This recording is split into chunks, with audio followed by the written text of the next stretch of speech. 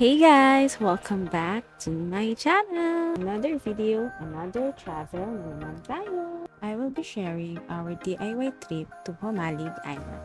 We went there in April of last year, 2024.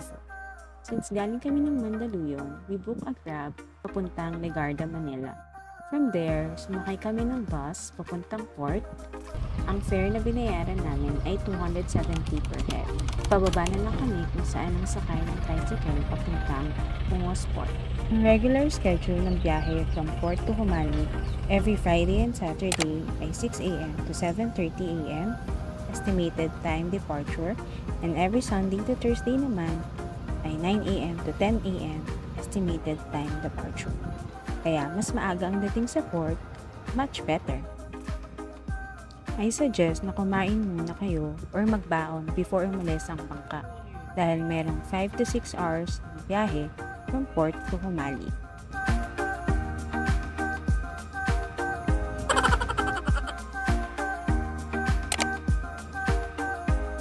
Pagdating ng port, kailangan nyo magbayad ng environmental fee at tatanungin din kayo kung saan kayo mag-stay dahil tatawagan nila ang resort to confirm your accommodation.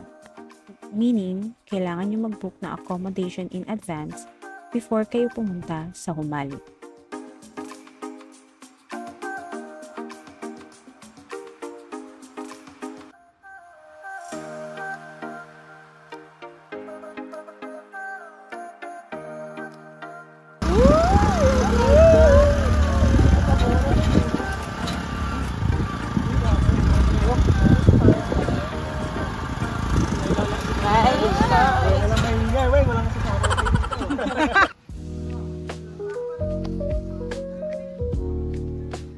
Masaya kami na ang Sphere Resort ang nabook naming accommodation dahil bukod sa affordable, mababait ang staff and beachfront ang accommodation namin.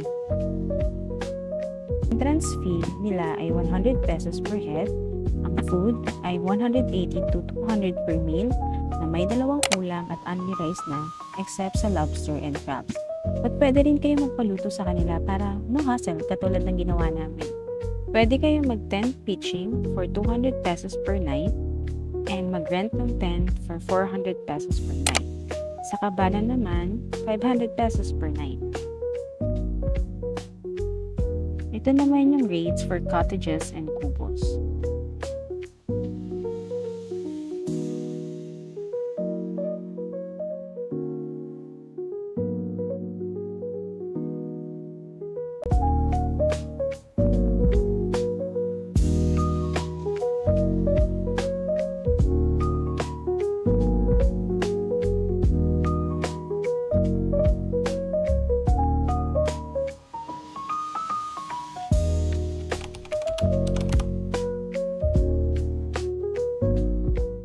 A few moments later. Ito lang naman ang view ng kubo namin. Sobrang ganda. Dito tayo. Mga ayaw mangitim. Hey, welcome to my guys. Vlog. My guys. Dahil kanina pa kami tinatawag ng napakagandang beach dito sa Sphere, pinuntahan na namin siya.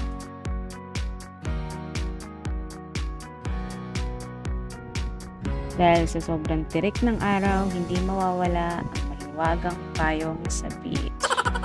Hey!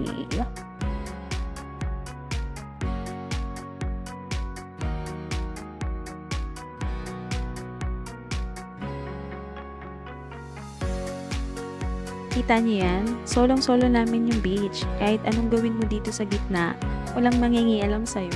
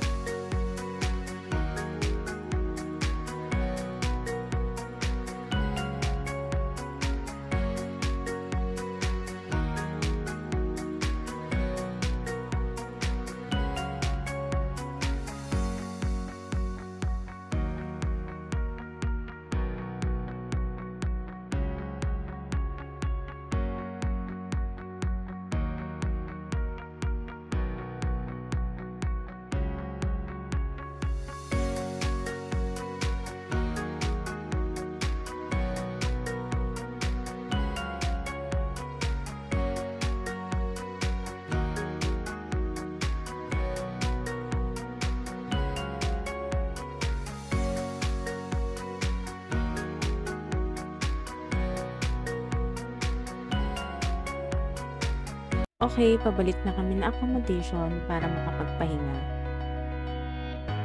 Ito yung kubo namin at ito ang view sa labas.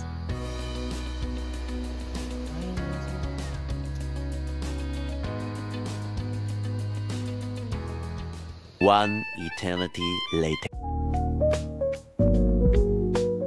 Ngayon, dinner time na! Nag-advance order na kami kanina para pagdating namin dito, kakain na lang kami.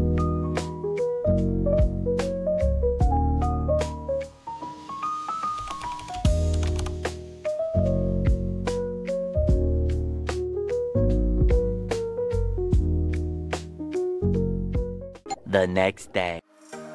Good morning, guys! Today, ang start ng itinerary namin. Maaga kami nagising at nakakain na rin kami dahil gusto namin maabutan ang sunrise.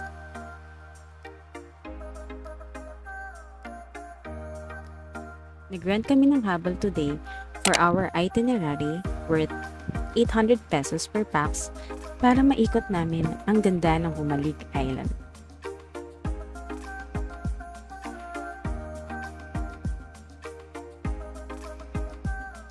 Isa ang Humalig Island sa kilala dahil sa magagandang beaches. Kaya malalaman natin yan sa itinerary natin today. Let's go!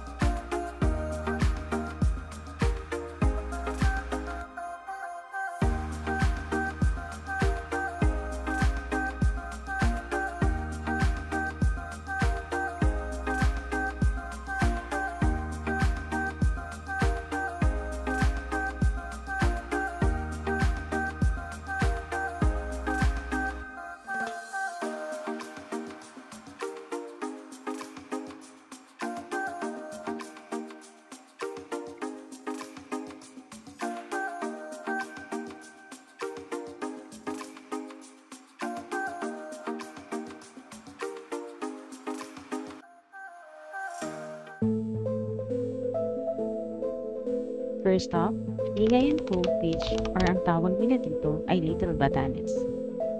Merong entrance fee na 100 pesos per pax. Dito, umakyat kami para makita ang sunrise.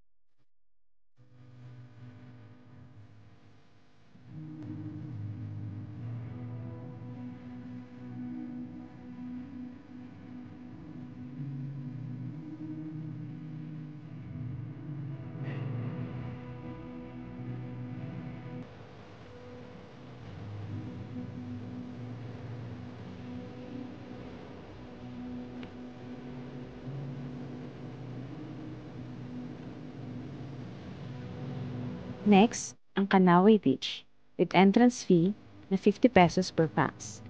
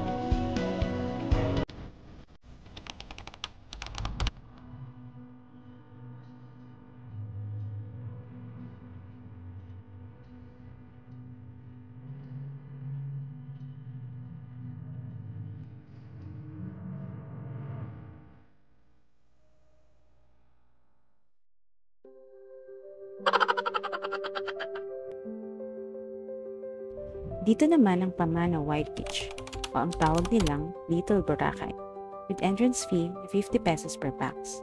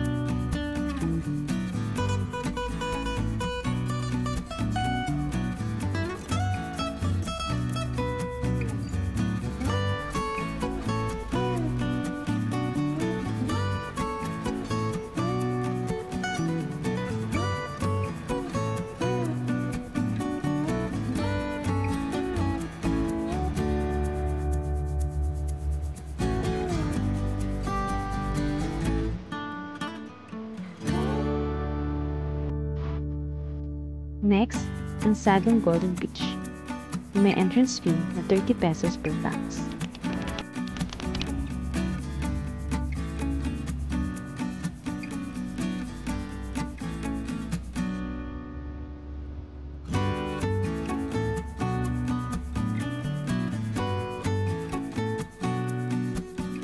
Dito naman natin may kita ang puno ng walang forever. Kita nyo naman, siya na lang natitirang puno dyan sa gitna. Bago kami bumalik ng accommodation para mag-lunch, nagpahinga muna kami dito saglit. May isa pa kaming beach na pupuntahan pero mamaya pa yung hapon dahil dun daw ang best spot for sunset. A few moments later.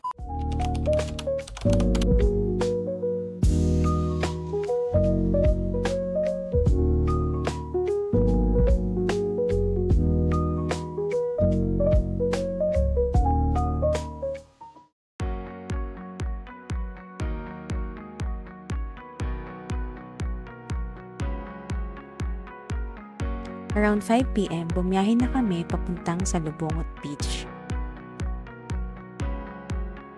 Huwag niyo itong kakalimutang puntahan dahil isa ito sa magandang beach dito sa Humaling.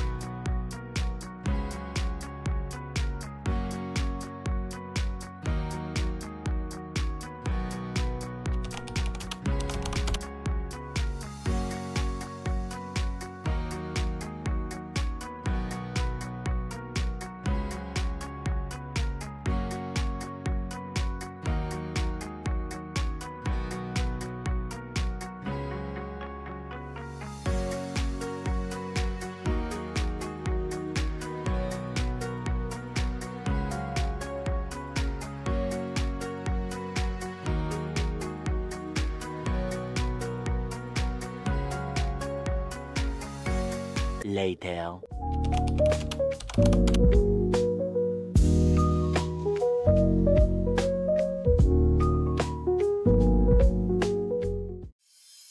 Uwian time! Thank you Pumalig dahil di kami nabigo sa mga napuntahan namin. Sobrang worth it ang haba ng biyahe. Salamat sa nakasama natin. See you next week! After 1 year ang upload, diba? Thank you guys for watching! Don't forget to like and subscribe! Bye!